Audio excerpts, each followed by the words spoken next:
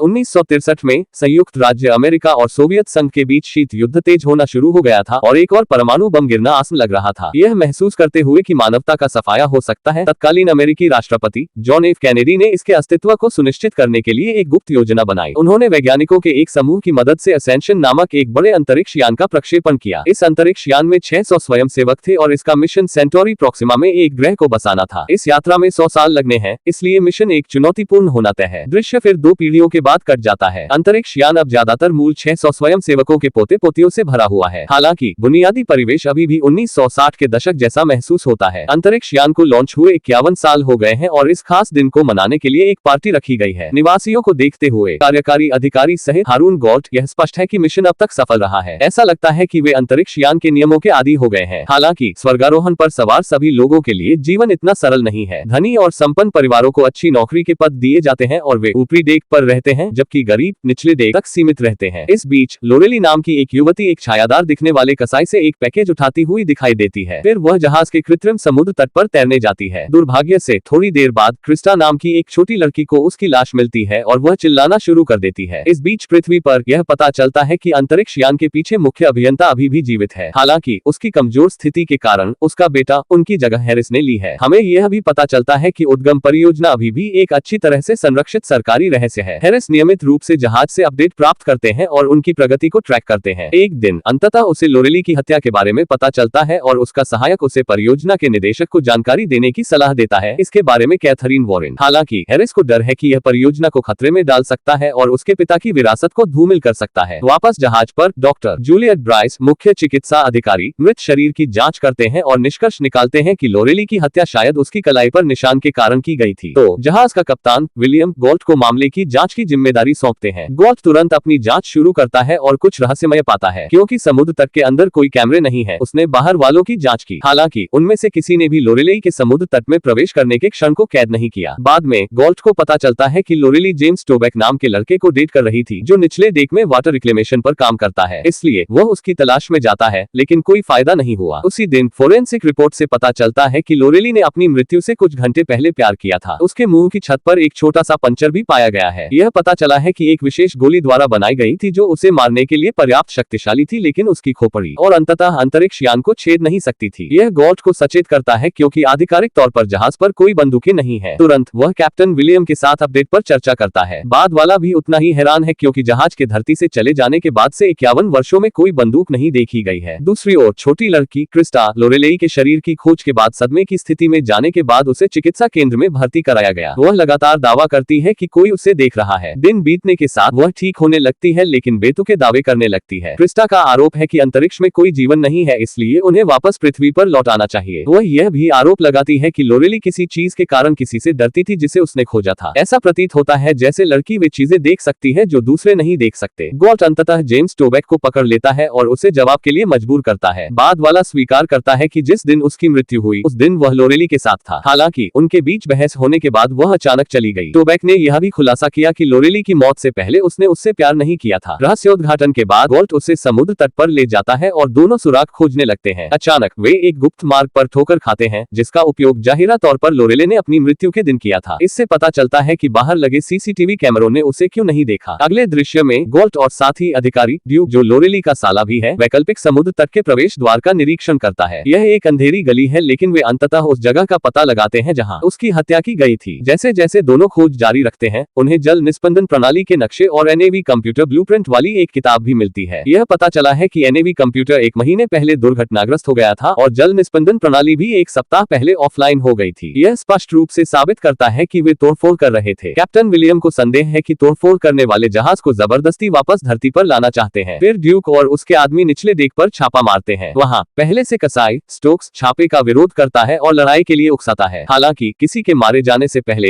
एक अलर्ट बजना शुरू हो जाता है, जिससे पता चलता है कि जहाज बड़े पैमाने पर विकिरण तूफान की ओर बढ़ रहा है। इस वजह से विकिरण प्रोटोकॉल को तत्काल प्रभाव से लागू किया जाता है और सभी को आदेश दिया जाता है कि वे अपने पॉड्स में शरण लें। दुर्भाग्य से कप्तान को पता चलता है कि ब्लास्ट शील्ड, जो चालक दल को विकिरण से बचाने वाले हैं, जाम हो गए हैं। इसलिए एक मरम्मत टीम तुरंत इकट्ठी की जाती है, जिसमें गॉल्ट और निचले डेक के एक इलेक्ट्रीशियन शामिल होते हैं। उनके टीम प्रयास के लिए धन्यवाद। अंततः दरवाजा बंद हो गया है। जाने से पहले इलेक्ट्रीशियन गॉल्ट को विश्वास दिलाता है कि उसने स्टोक्स को लोरेली की हत्या करने से पहले एक बंदूक देते हुए देखा देखा था। उसी समय डॉक्टर जूलियट नन्ही क्रिस्टा को बिस्तर पर लिटा देती है और उसे शांत करने के लिए ड्रेसर पर अपना सीहोजहार छोड़ देती है, यह दावा करते हुए कि यह उसकी रक्षा करेगा। हालांकि थोड़ी देर बाद जब अंतरिक्ष यान विकिरण क्षेत्र में प्रवेश करता है और सभी लोग अपने विकिरण पॉड्स के अंदर पहुंच जाते हैं, क्रिस्टा सूट में एक अजीब आदमी को अपने कमरे में टहलते हुए देखती है। जब जहाज तूफान से सुरक्षित रूप से गुजर जाता है और सभी को बाहर आने के लिए साफ कर दिया जाता है, तो गॉल्ट और ड्यूक ने फिर से स्टॉक के बूचड़खाने पर छापा मारा। वे अंततः एक बंदूक ढूंढते हैं और स्टोक्स को हिरासत में ले लेते हैं। बाद में कसाई से पूछताछ की जाती है, लेकिन वह दावा करता रहता है कि उसे सेट किया जा रहा है क्योंकि वह निचले डेक से है और एक आसान बलि का बकरा है। इस बीच डॉक्टर जूलियट अपने हार की तलाश करती है और क्रिस्टा उसे बताती है कि तूफान के दौरान किसी ने इसे ले लिया। एक दिन लोरेली के अंतिम संस्कार से पहले नन्ही क्रिस्टा गॉल्ट के पास जाती है और उसे एक सेना पदक सौंपती है। वह उसे बताती है कि यह लोरेली को उसके प्रेमी ने दिया था। यह गॉल्ट को चौंका देता है क्योंकि पदक कैप्टन विलियम का है। इस बीच स्टोक्स की जेल की कोठरी का दरवाजा अपने आप खुल जाता है। वह अपने जीवन के लिए हैरान और डरा हुआ है, इसलिए वह घबराकर बाहर निकलता है और पहले से बंदूक निकालता है। अंतिम संस्कार समाप्त होने के बाद जवाब के लिए गॉल्ट कप्तान का सामना करता है। विलियम स्वीकार करता है कि वह लोरेली के साथ मजाक कर रहा था, लेकिन यह भी वादा करता है कि उसने उसे नहीं मारा। तभी स्टोक्स एक लड़की को बंधक बनाकर दिखाई देते हैं। वह फिर से दावा करता है कि उसे स्थापित किया जा रहा है और परिषद के सामने ले जाने की मांग करता है। कहीं से भी एलॉक अपने आप खुल जाता है और गॉल्ट स्टोक्स पर झपटता है, लड़की को मुक्त करता है। कप्तान तेजी से उसे सुरक्षा के लिए ले जाता है और दरवाजा बंद कर देता है क्योंकि स्टोक्स और गॉल्ट लड़ाई जारी रखते हैं। थोड़ा आगे और पीछे के बाद स्टोक्स को अंतरिक्ष में खींच लिया जाता है, लेकिन हैरानी की बात यह है कि वह एक पल में जमने के बजाय एक फूले हुए गद्दे पर गिर जाता है, जिसके बाद लोगों का एक समूह उसे पकड़ लेता है। यहाँ हमें पता चलता है कि पूरा प्रोजेक्ट केवल अनुकरण है, एक इंटरजेनरेशनल स्पेस फ्लाइट की दीर्घकालिक व्यवहार्यता का परीक्षण। अंतरिक्ष यान पर सवार लोग इससे पूरी तरह बेखबर हैं, क्योंकि उन्हें अब भी लगता है कि उन्हें एक महत्वपूर्ण मिशन पर भेजा गया है। पृथ्वी पर वापस निर्देशक वॉरेन किसी तरह जहाज पर नवीनतम विकास के बारे में पता लगाते हैं। क्रोधित होकर वो मिशन नियंत्रण में आ जाती है और हैरिस को चीजों को छिपाने के खिलाफ चेतावनी देती है। हैरिस का दावा है कि स्टोक्स हत्यारे हैं और अब उन्हें जहाज से निकाल दिया गया है। हालांकि निदेशक वॉरेन आश्वस्त नहीं है और वह सामंथा क्रूएगर नाम की एक सलाहकार को परियोजना की निगरानी के लिए भेजती है, जो हैरिस को बहुत निराश करती है। दृश्य फिर एक अज्ञात व्यक्ति को जहाज में कहीं कोबाल्ट जनरेटर में बम स्थापित करते हुए देखा जाता है। थोड़ी देर बाद यह टेरा लैब के पास फट गया। सौभाग्य से किसी के हताहत होने की सूचना नहीं है और घायलों को मेडिकल सेंटर ले जाया गया है। इस बीच कैप्टन विलियम और अन्य लोगों ने ग्राउंड जीरो का निरीक्षण किया और दीवार पर कोई भविष्य नहीं भित्ति चित्र पाया, जिससे पुष्टि हुई कि यह एक जानबूझकर किया गया विस्फोट था। लेकिन सभी को समाचार की घोषणा करने के बजाय कप्तान झूठ बोलता है कि यह एक आकस्मिक मीथेन गैस विस्फोट था। वह ऐसा इसलिए करते हैं ताकि कोई उनके शासन पर उंगली न उठा सके। विस्फोट हैरिस को रक्षा मोड में भी डालता है और वह क्रूगर से कहता है कि इस पैमाने की परियोजनाओं पर असफलताओं की उम्मीद की जानी चाहिए। हालांकि क्रूगर संतुष्ट नहीं है और वह निगरानी फुटेज तक पहुंच की मांग करती है। कहीं और ड्वाइट नाम के एक व्यक्ति से मिलने के लिए गॉल्ट निचले डेक पर जाता है, जो कोबाल्ट जनरेटर को संभालने के लिए जिम्मेदार है। वह विस्फोट के बारे में पूछताछ करता है, लेकिन ड्वाइट घबरा जाता है और भागने से पहले उस पर हमला करता है। इसके बावजूद गॉल्ट ने अपनी जांच जारी रखी और उसे पता चला कि एक कोबाल्ट जनरेटर के कारण हुआ था। वह अनुमान लगाता है कि ड्वाइट ने इसे किसी ऐसे व्यक्ति से सीखा होगा जो लोरेली की हत्या से जुड़ा हो सकता है। गॉल्ट को यकीन है कि स्टोक्स ने लोरेली को नहीं मारा, क्योंकि जब उसने उसे गोली मारने की कोशिश की तो वह बंदूक का इस्तेमाल करना भी नहीं जानता था। कुछ ही समय बाद जब गॉल्ट डेक 23 की जांच करने जाता है तो हैरिस और उसका सहायक दहशत में आ जाते हैं। यह पता चला है कि विस्फोट के कारण डेक 23 का दूसरा हिस्सा अब वायुरोधी नहीं है और अंदर का चालक दल बाहर से आने वाली आवाजें सुन सकता है। यह परियोजना के बारे में सच्चाई को उजागर करने का जोखिम पैदा करता है। जैसा कि हैरिस और अन्य पिन ड्रॉप साइलेंस बनाए रखते हैं, गॉल्ट ड्वाइट का पता लगाता है और लड़ाई शुरू हो जाती है। झगड़े के दौरान बाद वाला किसी तरह से दूर हो जाता है और बम का टाइमर चालू कर देता है। यह हैरिस को सचेत करता है और वह सभी को तुरंत स्थान खाली करने का आदेश देता है। सौभाग्य से गॉल्ट बम को निष्क्रिय करने में कामयाब हो जाता है, लेकिन इस प्रक्रिया में ड्वाइट की मृत्यु हो जाती है। इसी के साथ मैं इस वीडियो को यही समाप्त करता हूँ। इस वीडियो का अगला भाग देखने के लिए दाहिने वीडियो पर टैप करें। देखने के लिए धन्यवाद।